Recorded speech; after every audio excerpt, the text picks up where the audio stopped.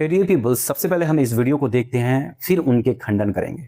जैसा कि हमने आपको पहले भी 3 वीडियो में दिखाया था कि जो बाइबल का भगवान है वो शैतान है।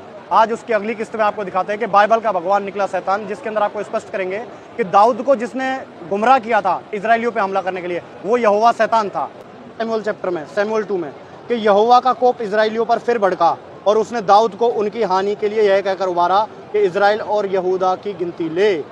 कि यहोवा ने वापस बोला दाऊद को कि जा अब इजराइल की गिनती कर और वहाँ पर जनगणना करके, ताकि वहाँ पर उसको उनका दंड देना था, उनका युद्ध कराना था। अब उसमें आपको आगे दिखाते हैं कि इतिहास चैप्टर में दाऊद द्वारा जनगणना करना, यहाँ पे स्पष्ट है कि वो यहोवा शैतान है। दिखाते हैं दाऊद द्वारा जनगणना कराना, उसके अंदर शैतान ने इजराइल के विरुद्ध उठकर दाऊद को उकसाया कि इजराइलियों की गिनती ले। तब दाऊद ने योआब और प्रयोग है उसका कि तुम जाकर बरसेबा से लेदान तक इसराइलियों की गिनती लेकर मुझे बताओ, मैं जान लूँ कि वे कितने हैं। तो स्पष्ट होता है कि वहाँ पर यहोवा ने बरगलाया और यहाँ पे कह रहे हैं कि वो शैतान था जिसने उसको गुमराह किया। Now let's debunk them. Curiosity whispers का फॉल्स क्लेम है कि 2 सैमुअल चैप्टर 24 वर्स 1 और क्रॉनिकल्स चैप्टर 21 वर्स 1 में कॉन्ट्राडिक्शन है, विरोधाभास है। 2 सैमुअल चैप्टर 24 वर्स 1 कहता है, the anger of the Lord was kindled against Israel and he moved David, go number Israel and जुडा। जबकि 1 क्रॉनिकल्स चैप्टर 21 वर्स 1 कहता है that and Satan stood up against Israel and provoked David to number Israel. पहली नजर में ये एक contradiction लगता है। सवाल ये है कि डेविड को सेंसस करने के लिए किसने उकसाया, गॉड ने या शैतान ने? आइए इसे समझते हैं 3 तरीकों से। पहला है the primary cause versus the secondary cause. We can understand this false claim in this way that the Bible के अनुसार गॉड अपने सॉवरेनिटी में सब कुछ कंट्रोल करते हैं, अपने सार्वभौमत्व में सब कुछ कंट्रोल करते हैं। इजराइल के पाप के कारण गॉड का एंगर उन पर था, इसलिए उन्होंने इस घटना को जजमेंट के रूप में होने की अनुमति दी। लेकिन इमीडिएट एजेंट शैतान था, जिसने डेविड को टेम्प्ट किया और सेंसस करने के लिए प्रोवोक किया। शैतान ने डेविड को प्रलोभित किया और सेंसस करने के लिए प्रोवोक किया। यह बिल्कुल बुक ऑफ जोब की तरह है। वहां भी गॉड ने शैतान को परमिशन दी, लेकिन जोब पर हमला, अय्यूब पर हमला और परीक्षा डायरेक्टली शैतान ने की। इसका दूसरा तरीका समझने का है the Hebrew ways of speaking. Old testament में कई बार ऐसी हिब्रू एक्सप्रेशन मिलती है जहां जिस कार्य को गॉड केवल अलाउ करते हैं उसे भी गॉड के नाम से बताया जाता है, क्योंकि अंततः सब कुछ उनके सॉवरेन ऑथोरिटी के अधीन होता है।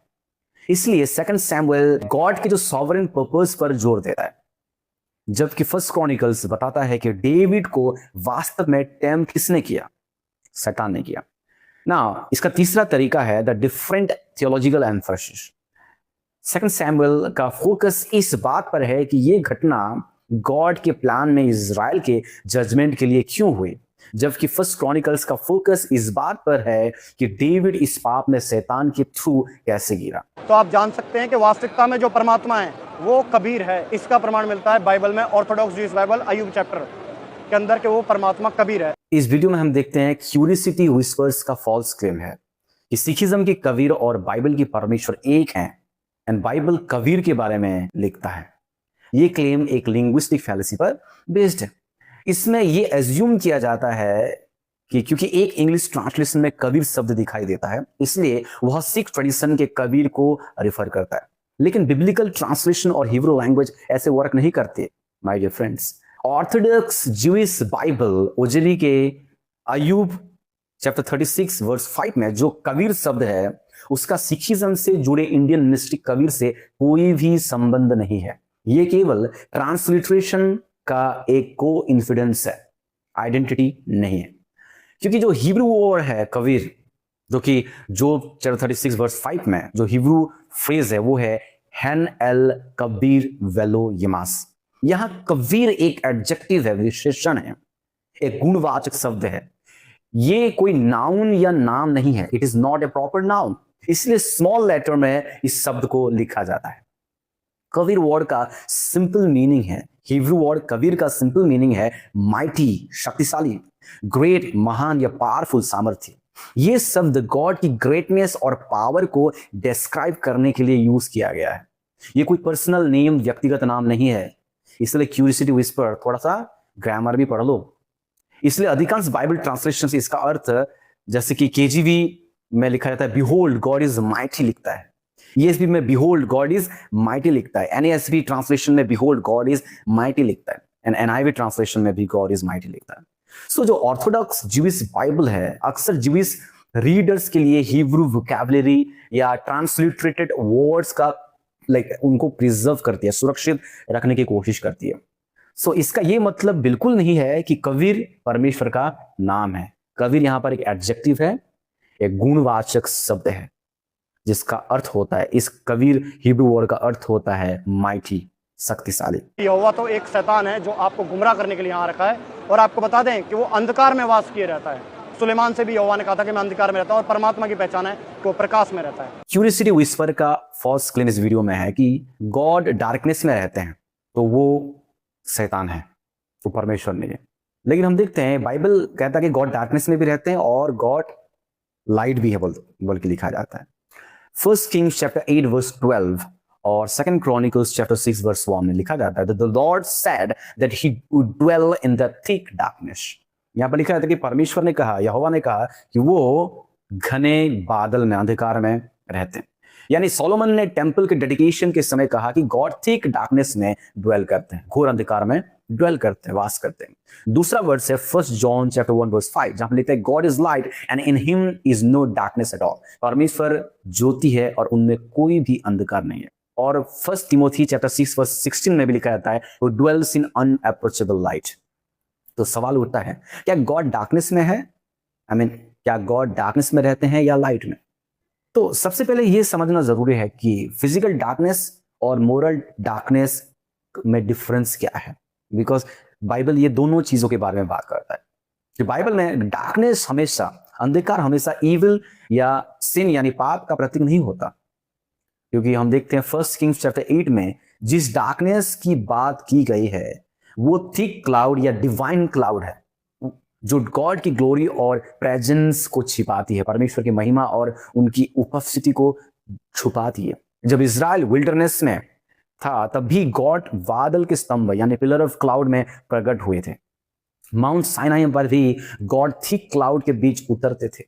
इसलिए यहां डार्कनेस का अर्थ गॉड की हिडन मैजेस्टी है, न कि इविल, न कि पाप। ओके, और जो दूसरी बात है गॉड इज लाइट का अर्थ, तो पहला यूहन्ना अध्याय 1:5 कहता है गॉड इज लाइट। तो यूहन्ना यहां फिजिकल लाइट की बात नहीं कर रहा है।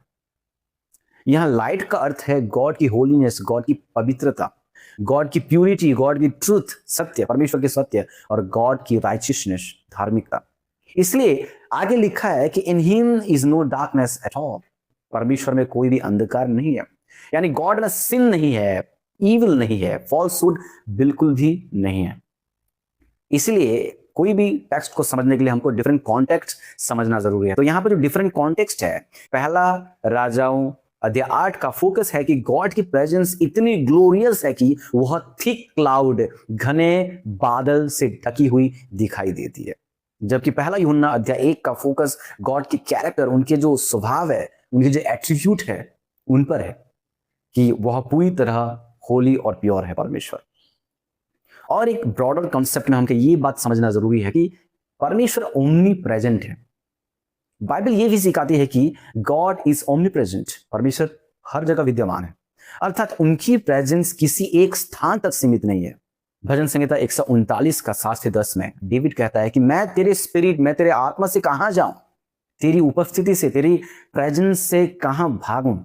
इसका अर्थ है कि गॉड हेवन में भी है और अर्थ पर भी है, और हर स्थान पर परमेश्वर की उपस्थिति है।